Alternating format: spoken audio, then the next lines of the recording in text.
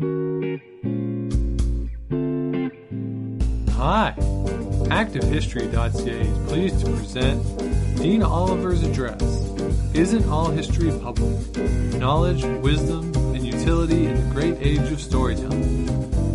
The address was delivered on June 1st, 2015, and was the keynote of the Canadian Historical Association annual meeting. You can find recordings of other talks at Activehistory.ca.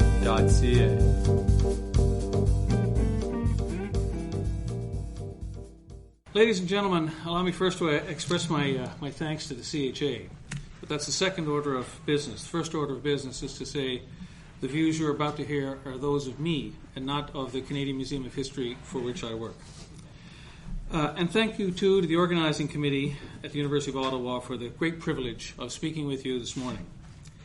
J'ai donné ma première communication en tant qu'étudiante des cycles supérieurs ici même, sur ce campus, lors d'une rencontre de la Société historique du Canada il y a de nombreuses années. Ensuite, pendant longtemps et à ma grande joie, j'ai collaboré avec la Société à la compilation de la section bibliothèque de la Canadian Historical Review. That task appealed to me at a very basic level, something about order, routine, list creation, and to a latent, unquenchable bibliomania that many of us share as well.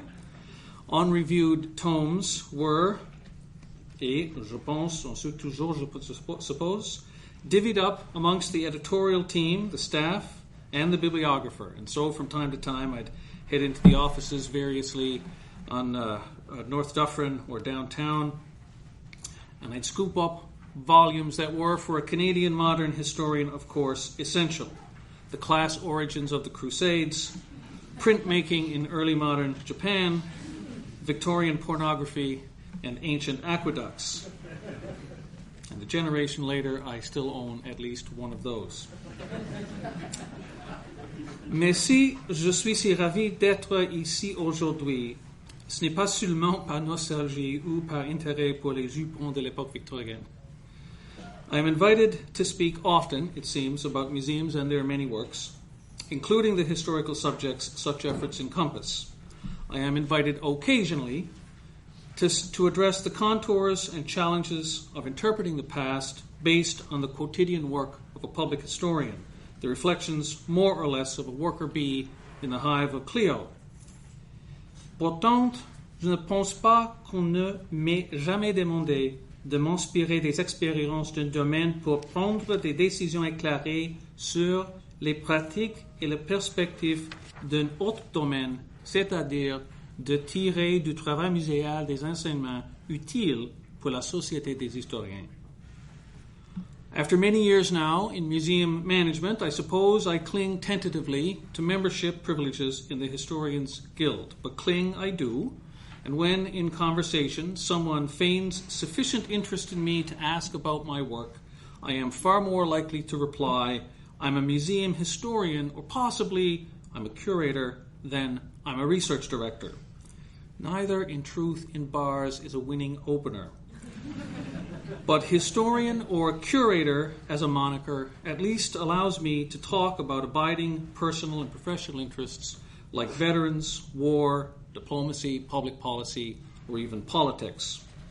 Director spirals quickly, as many of you directors and VPs know, into dreary exchanges about managerial best practices, the preparation of annual budget inputs, and most depressing of all, tales of the review and endorsement of other people's great projects.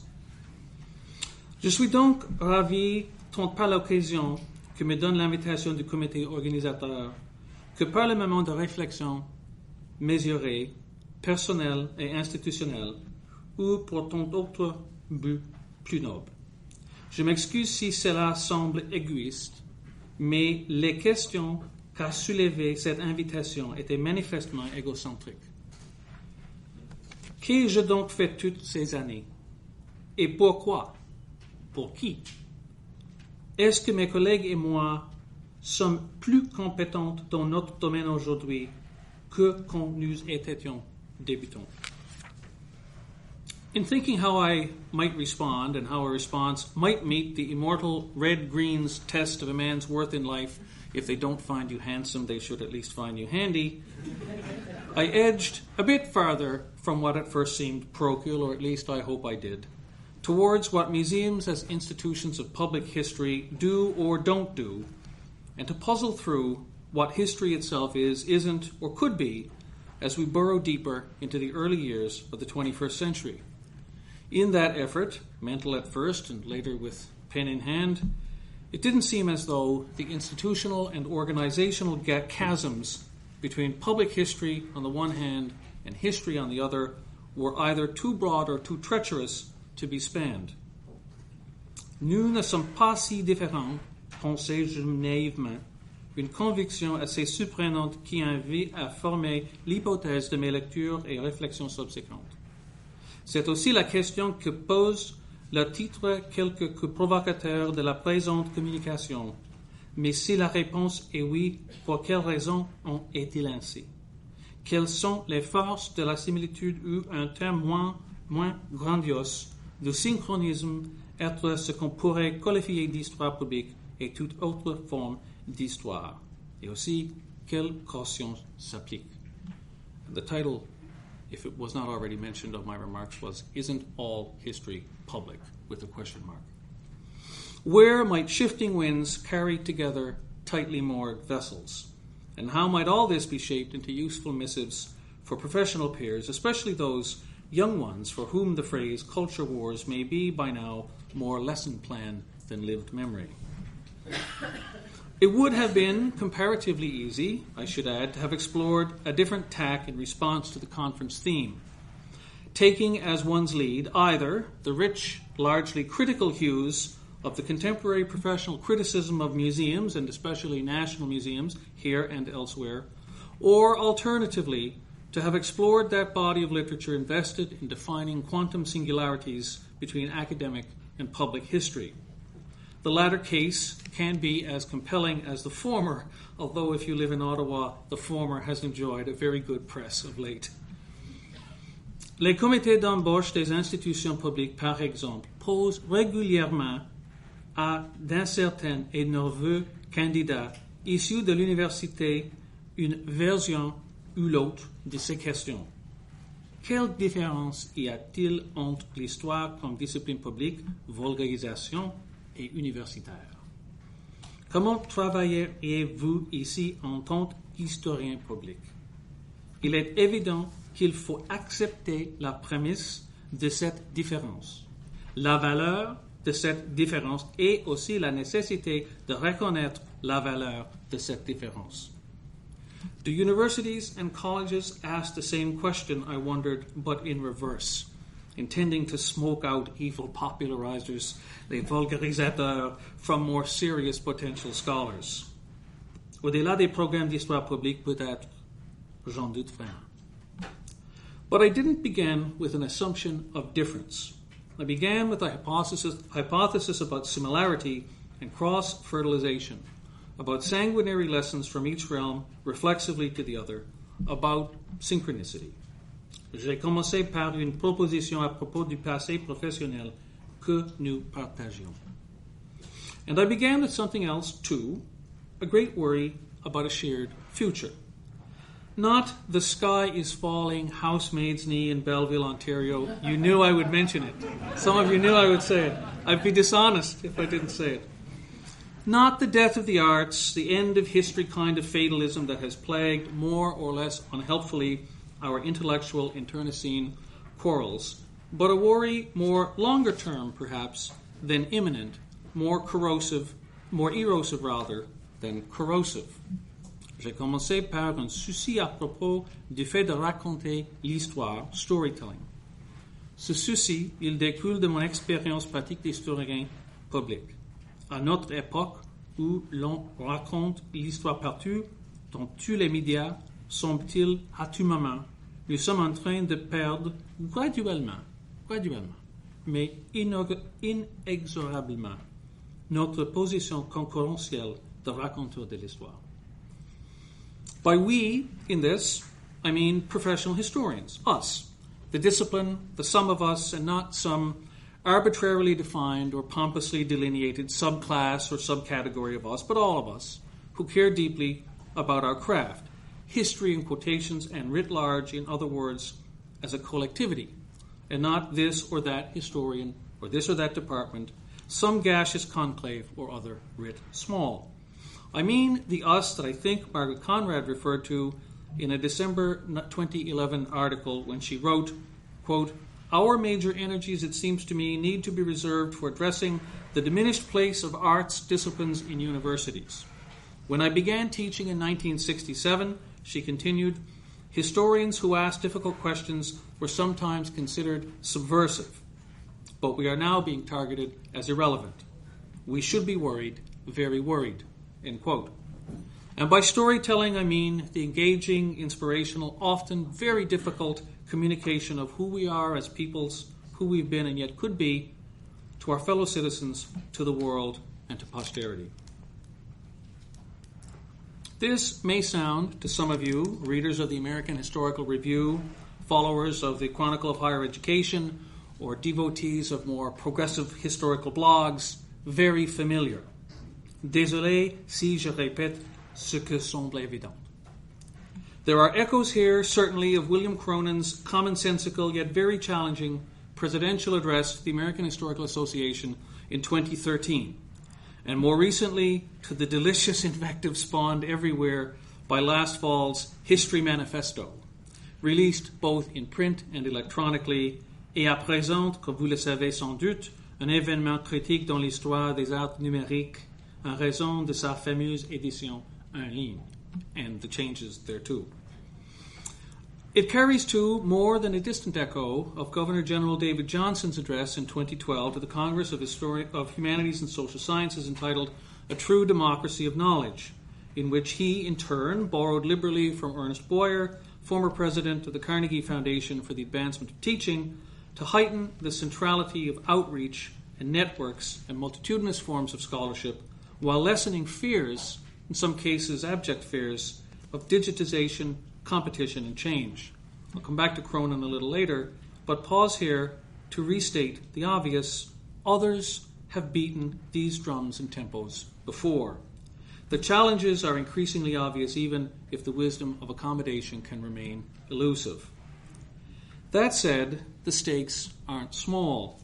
Il importe beaucoup qu'en tant que membre de notre profession, nous communiquions efficacement et de façon collégiale entre nous, ce que nous faisons sans doute mieux que jamais, je pense. Mais il importe encore plus et de plus en plus de communiquer efficacement et de manière collégiale avec les autres, de participer à des forums qui ne nous sont pas bien connus, de parler maintes langues, d'écouter maintes registres, de jouer sur plusieurs terrains. To some small extent, I suppose, this has always been the challenge.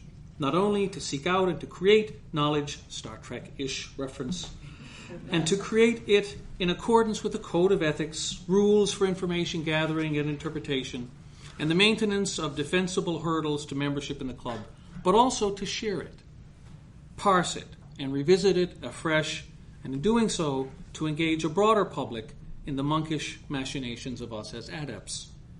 Cronin, in 2013, cited Carl Becker's presidential address from 1931, "Every man his own historian," with apologies for his gendered reference, to make the case that the public was history's audience all along, and inherently more powerful than the precepts and conventions that guided historians' professional work.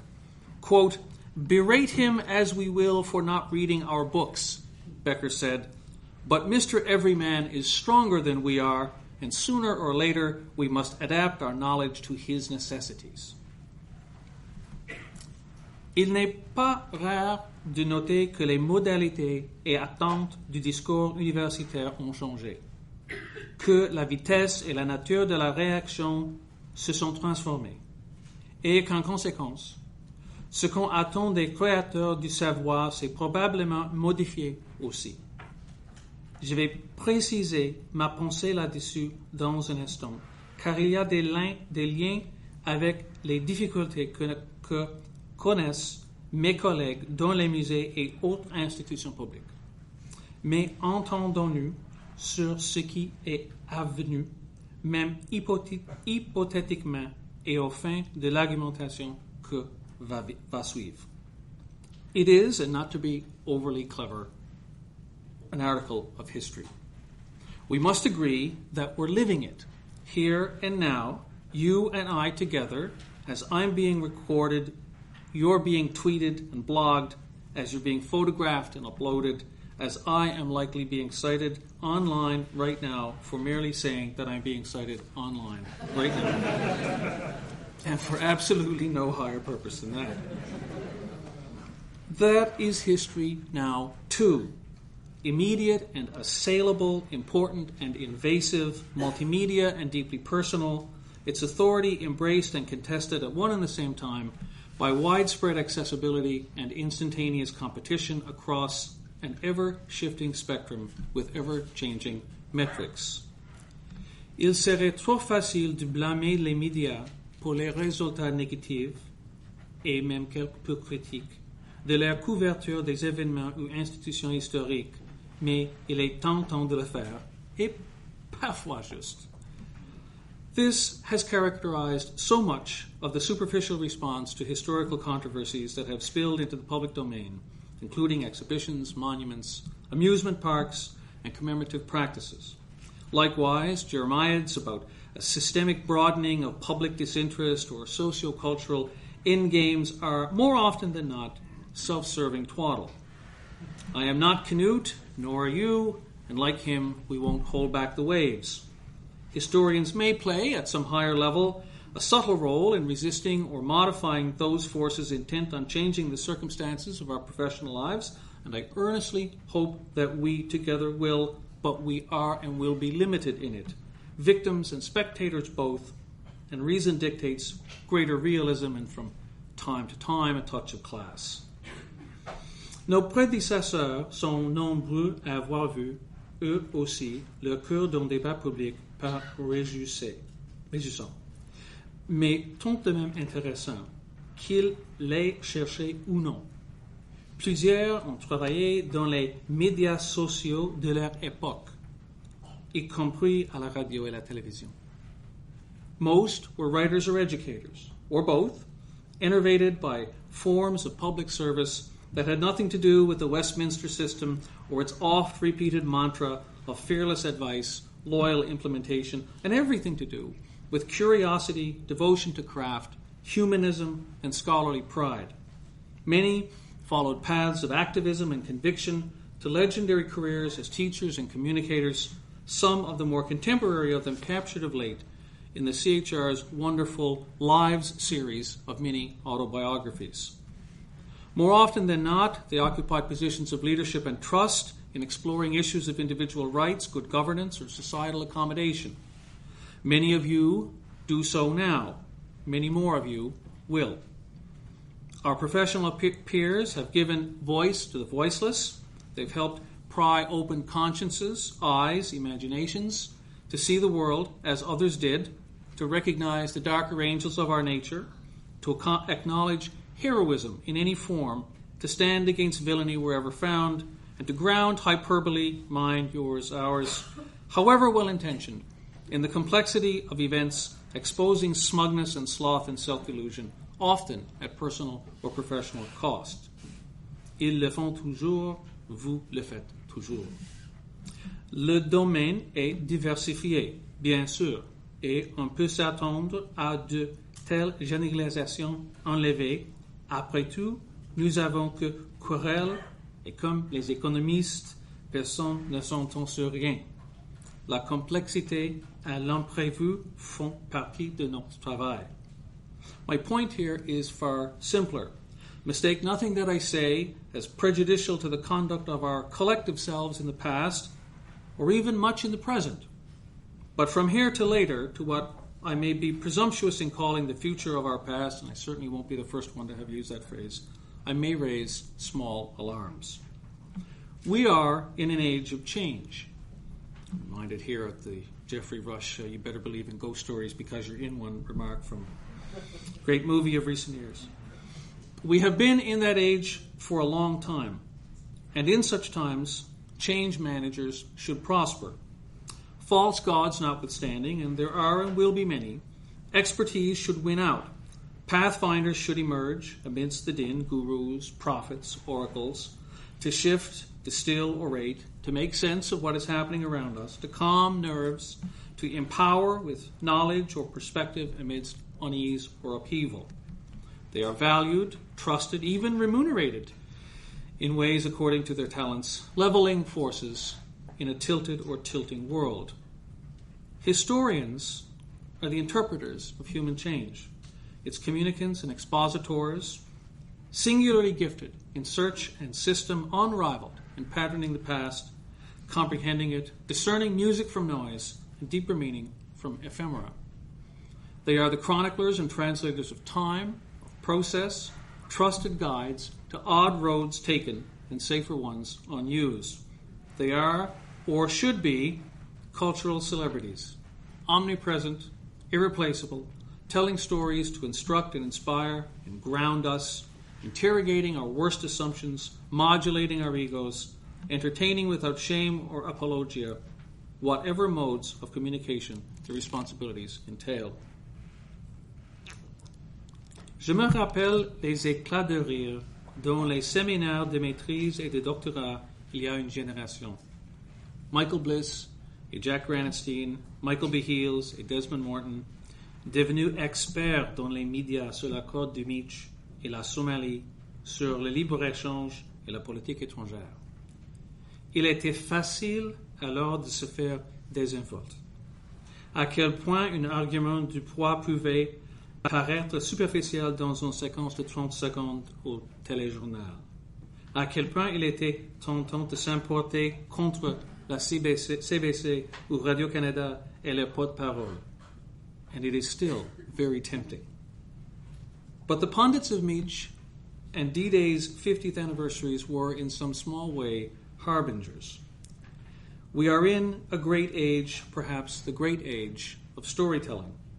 Many of us have remarked on the boom in the public's appetite for history. Several of us have studied deeply the points of connection between that appetite and levels of public understanding, comprehending how the public sees history, appreciates it or does not, and seeks to fold it into the fabric of their own lives. Well ahead of most colleagues, for example, Margaret Conrad was championing websites, encouraging the creation of digital archives, and lecturing to all and sundry on the effects of contemporary communications a decade and more ago. More so than many, her work crossed back and forth from public to academic history to popular history too, ultimately questioning the divisions between them all and the narcissism of small differences between us. The changes continued. L'histoire a sa propre chaîne de télé, ses horaires de diffusion, son budget de production et son appétit dévorant pour le drame historique. Il y a un déluge de romans historiques, d'histoires alternatives, de fantasy romantique et de médias populaires, allant de jeux si intéressants que ça en est embarrassant, jusqu'au divertissement des heures de grande écoute parfois vulgaire et dont on devient dépendant. Presidential libraries, at least one of them, are now theme parks. Military and police agencies and the public service recruit via gaming videos. Historical consultants in this city as elsewhere ply brisk trades on multimedia research, land claims, genealogy, and policy research. It shouldn't just be the great age of storytelling. It should be the great age of storytellers. But it isn't. We have instead, it seems, historians together, a very gentle will to boredom, a mild indifference to popular input or public taste, a principled bristling at public engagement, a sometimes showy, more often latent disdain for the body politic. Over time, we risk ritual suicide. Des préoccupations importantes, les mégadonnées ou big data, la production ou la diffusion de connaissances numériques, les rudiments opérationnels de l'histoire publique, Les pratiques exemplaires en salle de classe sont, comme il se doit, des renseignements représentés dans la version de la conférence annuelle cette année. C'est clair. This afternoon's session, for example, Big Data Meets the Soul of Culture, deserves perhaps to be the best attended of the week. And quickly, before you go, if you can, read Professor Ian Milligan's article from the December 13 CHR on optical character recognition in Canadian history, one of the finest, in my humble opinion, ever published in that journal, and most timely. Mais ces moments sont assez rares dans les congrès professionnels qui servent largement à mettre à jour les pairs sur des recherches individuelles et à partager des résultats, surtout individuels, aussi cruciaux puissent-ils être. They are comparatively less concerned with those currents affecting letters generally, or the manner in which the biosphere of our scholarship may be changing around us, and the resulting ways in which practices deeply loved and grimly defended may be impacted. I'm not channeling here the controversy over chronological narrowness versus deep history that has become both a quantitative parlor game and a qualitative slugging match since last fall's History Manifesto. It isn't a question of narrowing or even one of narrowness, but it may be a question of overcoming or trying to overcome a little harder a comfortable insularity, and how the profession can continue to thrive, nurture others, and be impactful in the altered architecture of our times when it remains a finely crafted instrument of internal conversation, but a slightly blunter one for other things. I'm at least partially contradicted in this, I will freely admit, by presentations here in coming days, several of which deserve citation. This afternoon, for example, colleagues from the Canadian Museum of Human Rights will address their work in dealing with scholarship, the various scholarly disciplines, and the demands of public storytelling in the creation of engaging spaces. Aucune institution publique, sauf peut-être la même et le Sénat du Canada, n'a été plus critiquée au cours des dernières années que le Musée canadien pour les droits de la personne. But none has done more in that same period, faster, or on more simultaneous tracks to envisage, consult, and implement complex, sensitive portraits of dreadfully difficult subjects than has CMHR. Its educational programs are brilliant and, as of my last visit in late fall, massively oversubscribed. Oversubscribed, massively. There's a waiting list. They choose by lottery who gets on it. No project of such intensity and visibility gets everything right. Of course it doesn't. Certainly none in which I have ever participated. But the nexus of engagement in Winnipeg with visitors, students, and the interested public has been handled pardon me,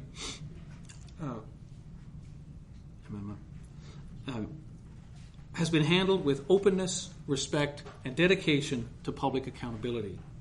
It's not only been about content, not even about the effective communication of content, but instead about audience interest in and engagement with content, and the personally and societally useful conversations that may be started as a result. Demain, il y aura deux tables rondes qui, hélas, sont organisées en même temps, l'une sur les organismes caritatifs et la mobilisation des citoyennes, l'autre sur le thème « Faire de l'histoire publique ». Mercredi matin, une troisième est animée par le professeur Stéphane Lévesque, l'un des pionniers de cette université, pour répondre à la question « La recherche sur l'enseignement de l'histoire est-elle importante pour les historiens ?» But that's largely it, at least for this year.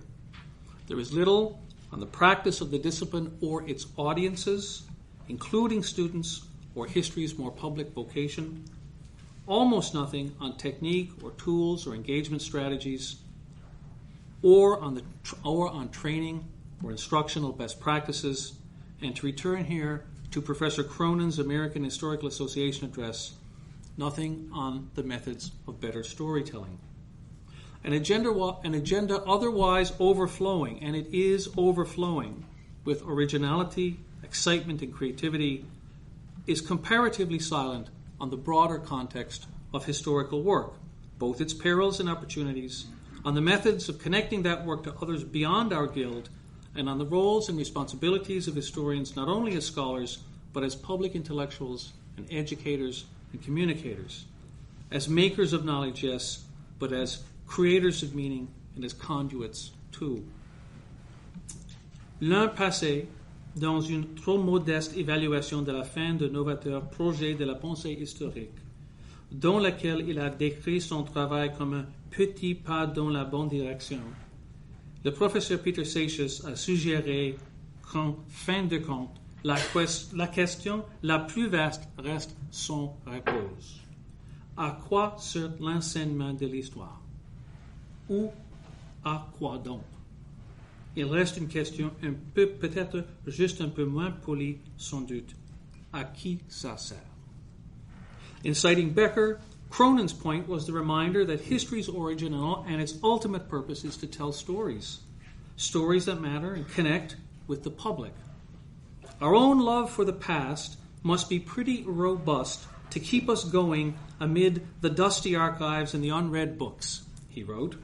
But our ultimate reason for doing so must always be to pass that love on to others who don't yet share it. Nothing we do is more important. He cited in his remarks Steven Spielberg, amongst others, novelist and independent screenwriter John Sayles, also a great director of Bruce Springsteen videos, and others from different realms whose stories transcended the boundaries of their respective disciplines, different from our own, to connect with impact in history's broader purpose, keeping the past alive or resurrecting it, he said, for the general public. Stories to educate and inform, enliven, stir judgment, humility, to outline place and purpose are or ought to be history's mission, above mere interest or subdiscipline, personal curiosity or ideology, or even the forces of benign neglect. It isn't about narrative per se. It might not be about narrative at all, but stories tailored to the frightening, enervating pressures of a democratized, rough and tumble intellectual space, to public demands for authenticity and personal meaning, to expectations of relevance, voice, and accountability, will be key. Il ne s'agit pas de quelque chose de marginal, ou des exigences ou dernières défenses d'un établissement planqué ou d'un ministère interventionniste, peu importe sa couleur. Il s'agit de pratiques exemplaires en devenir, des désirs de nouvel âge de l'histoire et des historiens. The audience needn't be national. Stories needn't be national. In museology and public history more broadly, much of the best work has been and will be local. The subject, many of you will recall, of a recent presidential address to this organization by Lyle Dick. In ethnology and archaeology, much of the work of my institution is exactly in that register, working discreetly with local partners in ways that often reintroduce stories and perspectives, even some traditional skills, much in the area of craft, into community settings in which such heritage has been challenged or lost or deliberately eviscerated. The impressive history education network, now a decade old, it's hard to believe a decade has passed, also operates effectively in that spectrum, working across curricula and jurisdictions to improve policy, practice, perhaps even more importantly, to improve learning.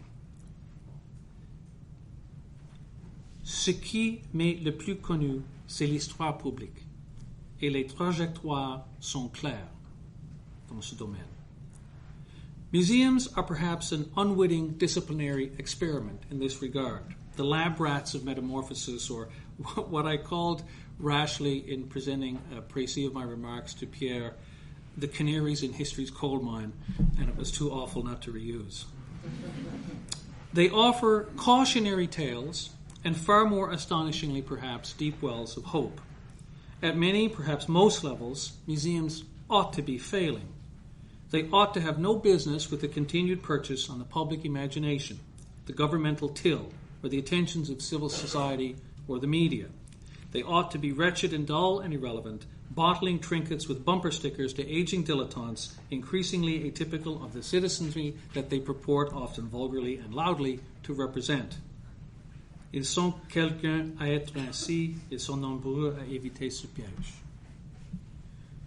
But museums and many other cultural institutions have oriented themselves as never before to the challenges posed by their publics.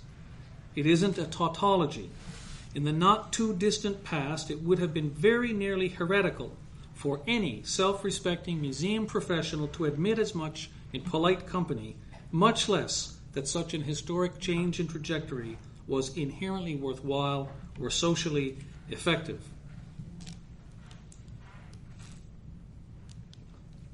I realize that I look a little gimpy with the straw in the glass, but they had nothing else. Le vieux cabinet des curiosités, qui prend ses origines dans la lutte des classes, l'élitisme et la représentation d'un certain nationalisme, s'est professionnalisé petit à petit pour adopter une perspective institutionnelle plus libérale et plus flexible. Unevenly applied and implemented imperfectly, that movement signaled a more or less wholesale shift from intellectual noblesse oblige to a broader and more generous societal focus, authoritative still and didactic, but flexible too, and in places deeply multidisciplinary, and gradually, more representative of audience and attitude, obligations, and accountabilities. The incorporation of educators and program specialists, interpretive planners, and visitor studies experts into museums' professional suite owes itself to that slow and often painful process. An old joke about the museum's mantra vis-a-vis the visiting public is, "Come if you must," which captures something of our presumed antiquarian preferences as curators and collection specialists, but something, too, of the high self-regard museums maintained for their mission to posterity.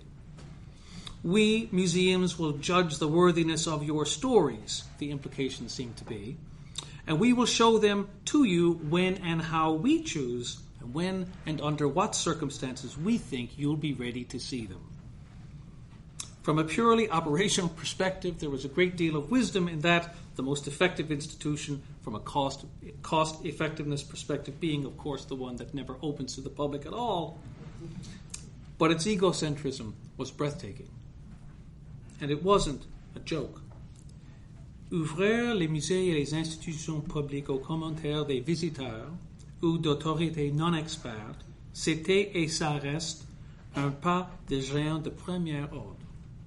Les experts en muséologie ont raconté tout cela ailleurs et avec plus de détails que nous pouvons le faire aujourd'hui.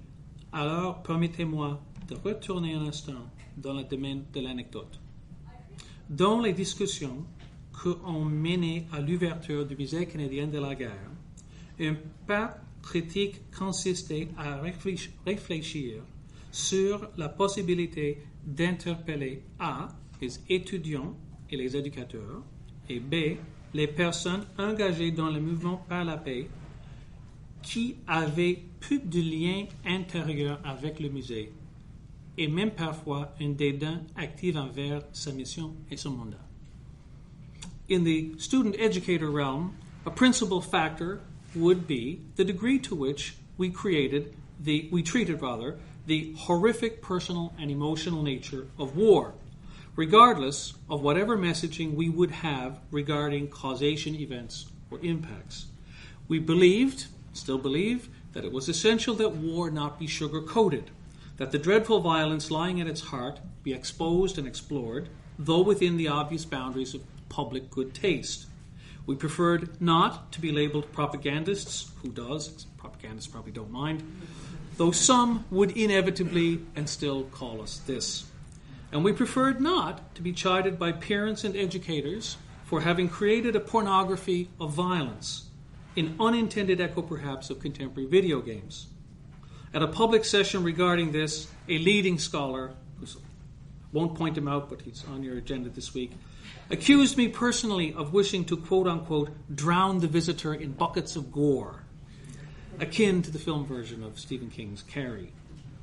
And so, slightly courageously for the time, we took the question to the public. Parents and students, their children, were forceful and unified in their response. Tell us the truth, they said. Show us nothing less than what we see in the daily news or what we can read in the daily papers. and allow us to make up our own minds. Teachers, though broadly supportive of a similar approach, were slightly more concerned about appropriateness, emotional impact, and possible visitor complaints. One or two even mentioned litigation.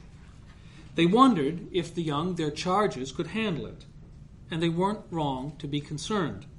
Even for our own professional staff, the material with which a museum of conflict deals can be devastating and deeply scarring for practitioner and visitor alike.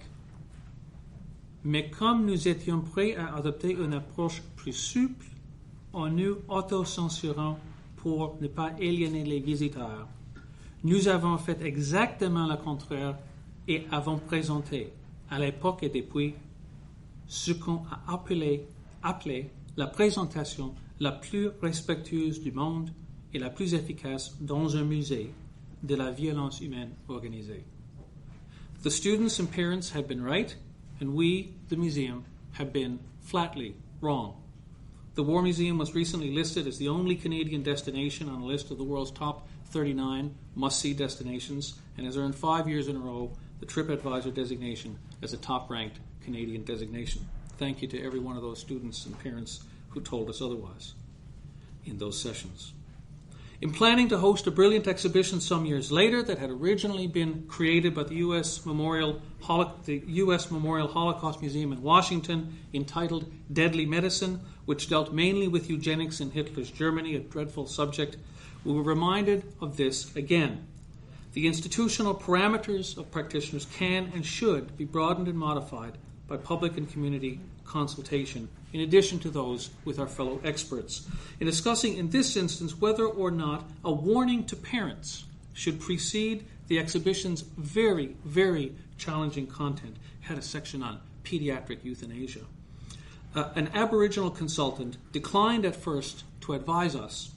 It would be necessary, he said, to first consult his elders, for on such an issue, which he summarized as intervening in the innocence of his children, he was not competent to speak alone. We subsequently decided to post a warning, but not an age-specific one, echoing our Aboriginal colleagues' views as informed by his own elders. We advised visitors that the exhibition contained difficult material and that parental intervention was strongly advised. The second case, too, appealing to what euphemistically may be called non-traditional museum audiences. We always say that when what we mean is people who don't come and don't like us. Non-traditional museum audiences was also revealing, beginning with the presentation of what was something called the gun sculpture. It was decommissioned weapons fashioned into a big hollow block. You could walk in the middle of it and see material about the international arms trade.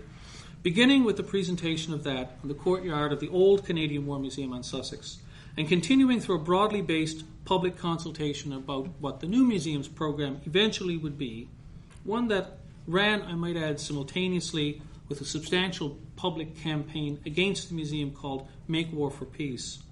We courted deliberately diverse public input into a project that many of our closest stakeholders at the time and our allies worried would be adversely affected by it.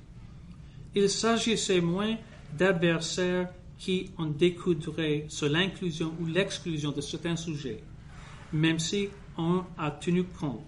Il s'agissait plutôt d'un certain équilibre éditorial, d'une équité, une impartialité dans la présentation sur la durée de vie institutionnelle du projet sans son ensemble. General retired Paul Manson was a key voice in our internal councils, reminding various planning teams somewhat incongruously that he, as a soldier, had always considered himself an advocate for peace. Les commentaires du public ont convenu. Le musée a donc inclus parmi ses nouveaux projets une exposition sur la guerre en Afghanistan qui faisait toujours rage, et une autre sur le sujet de la paix.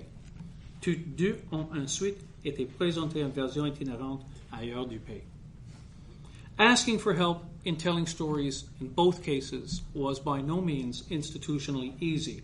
I could probably tell you how many times in both sets of consultations I had my posterior handed to me by grinning interlocutors. It wasn't easy. But not having done so would have been worse, and its outcomes very, very different. I mention such examples from familiarity alone and from no higher purpose, certainly not from any sense of institutional superiority. Colleagues of mine working now on Canadian History Hall have since far exceeded in number, range, and complexity the consultative arc that the War Museum attempted more than a decade ago. Pier 21 and the Museum of Human Rights have similarly engaged in broad, substantial public processes. Le Musée de la Civilisation in Quebec City likely established a new standard for working with Aboriginal communities in particular in its groundbreaking exhibition C'est Notre Histoire, in which it worked closely with no less than 11 unique Aboriginal nations. The latter museum won the Canadian Museum Association's Living History Award for that project, for which it was my very distinct honor to have written the citation. I could multiply those examples, many of them resulting in successful innovation and a few in unfortunate follies.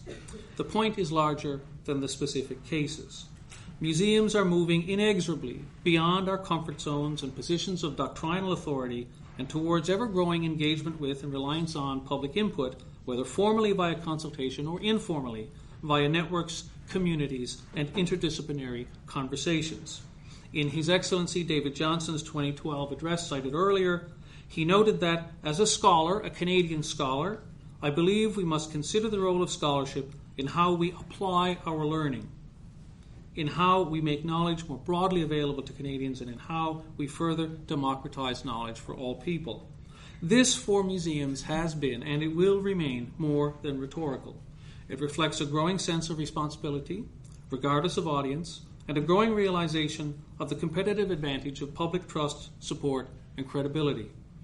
This, indeed, may be the toughest lesson for public cultural institutions to incorporate, that trust depends on authority, but authority stands on relevance, on utility, on the degree to which the institution is seen as publicly valued.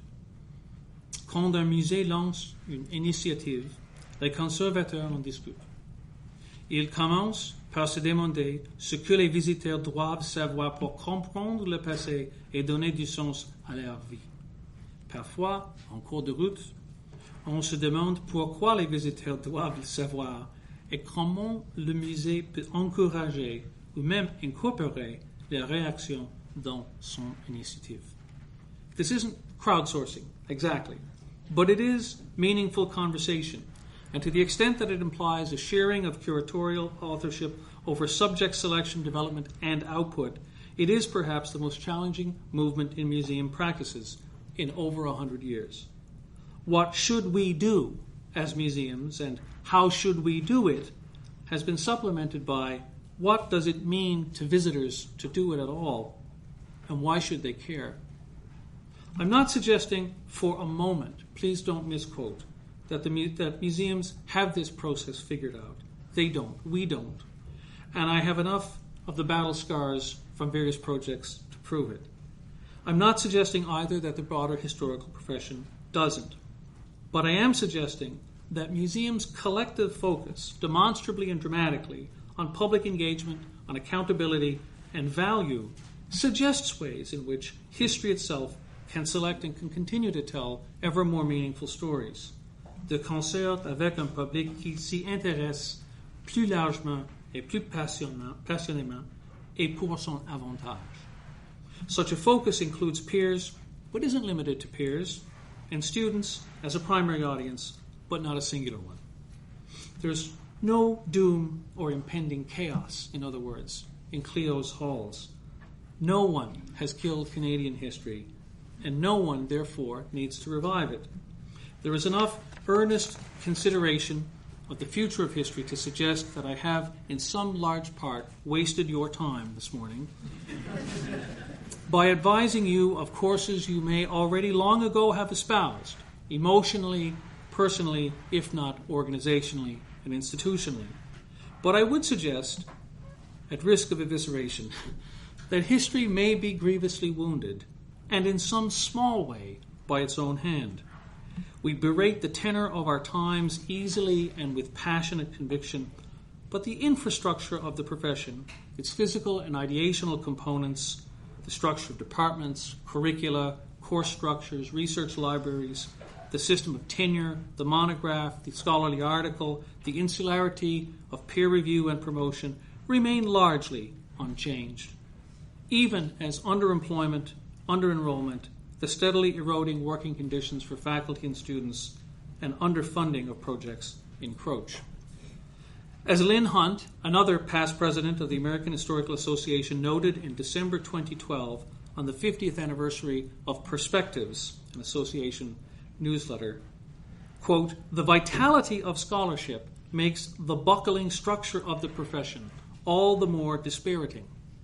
The sky has been falling for so long that you think we had closed our ears to such predictions. But no, things have actually managed to get worse in ways we never imagined." History doesn't need any violent overhaul, and it may yet do just fine. But Professor Cronin's passionate call for a reorientation towards a public mission grounded in effective storytelling would be both wise and practical. It would not just be a change of attitude or emphasis, but one of training and preparation to a project for teaching teachers as much as one of research, impacting curriculum as much as, and perhaps more than, content. Les musées ont trouvé une nouvelle prise, une plus grande authenticité et une plus grande pertinence en s'engageant à mobiliser le public et en partageant son autorité d'une manière que nos prédécesseurs n'auraient pas approuvée, la jugeant même dangereuse. La transition a été et reste difficile. But it has helped museums to find and shape stories, to collect in more meaningful ways, and to program effectively within and outside their physical buildings, within and outside their physical cities. As a class, museums have not yet achieved what Nina Simone has called the quote-unquote participatory museum. We may never, and perhaps we shouldn't. But they have found, in the turbulence of public connection, another frontier of public service, another frontier of credibility, another frontier of relevance. As storytellers, they have reimagined stories by reimagining their listeners. I want to conclude on a shamelessly, self-protectively positive note. In addition to the Historical Thinking Project, in addition to the work of Margaret Conrad and colleagues in sampling for years now ordinary Canadians and their awareness and appreciations of history, in addition to Justin Letourneau's compilation of students' views on Quebec's past and many others I could cite, the creation in 2008 and the subsequent work of Active History and its superb web presence, Activehistory.ca, undoubtedly stands out. Odd as it may be to cite a 7-year-old project as a trendsetter for the future of our profession, it is a simply brilliant example, utterly brilliant, of a continuing, earnest, and deeply scholarly effort to make, as its mission statement avows, a difference in people's lives. It succeeds, and we could stand to have plenty more of it. Je remercie de tout cœur tous ceux et celles qui y ont participé et qui continuent de s'impliquer. Ils ont ma plus profonde admiration en tant que professionnel. I joined museums knowing very little about them. 20 years later, very nearly, I am learning still. They are perpetually threatened, perpetually critiqued, always in some form of existential crisis. There will be several by the time I get back to the office. Ils partagent ces caractéristiques avec l'histoire elle-même, je présume, et même avec l'ensemble des sciences sociales et humaines, for whom there are many of the same existential crises. But museums are at their best when their products derive from deep and serious conversations with those they serve, and not from somber attempts, however well-intentioned, to teach what they've decided other people definitely need to know. Though it took us a while to get there, and we may not be there yet, our collective sense of public service has become more a vocation than a grudging description of the terms of our employment alone. A lifeline, in troubled times, and not the shorthand to professional dismissal by other peers or flashy journalistic critique to which we have all grown accustomed. Museums and similar institutions have found new stride by sharing in the creation and crafting of their stories and by telling these with gusto in whatever respective media their budgets and creative energies can summon or provide. History can too, and perhaps in some measure, it already is. Madame la Présidente, Professeur Anctil, Mesdames et Messieurs de notre profession, de mon profession, je vous remercie du privilège que vous m'avez accordé de pouvoir m'adresser à vous ce matin. More importantly, I want to thank you all for making my professional life so far the thrill that it has been. From Memorial to York, to Trent, briefly, one course, to Carleton, and then to federal museums and the more traditional definition of public service. I couldn't have imagined a better course, better teachers, or more wonderful colleagues. For those at both museums, war and history, I reserve special thanks, including those various bosses from George MacDonald, who many of you know, to Mark O'Neill, Roger Sardi, to Jean-Marc Blais, who've not only allowed me to lead research, sometimes badly, in whatever directions seem to me wise, but have also let me carve out with you small spaces to do research on my own. I'm at home with you in all of my deviations and curiosities, where I remain as ever a perpetually underachieving student.